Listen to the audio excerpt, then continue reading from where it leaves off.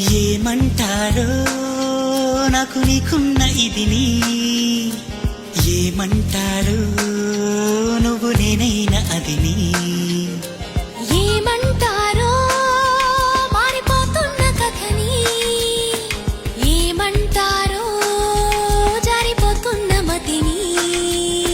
చూసే పెదవిని, మాట్లాడే కనులని, నవ్వే నడకని, కనిపించే శ్వాసని, ఇచ్చి పుచ్చుకున్న మనసుని ఇదా అదా యదా విధా. మరి ఏమంటారో నాకు నీకున్న ఇదిని.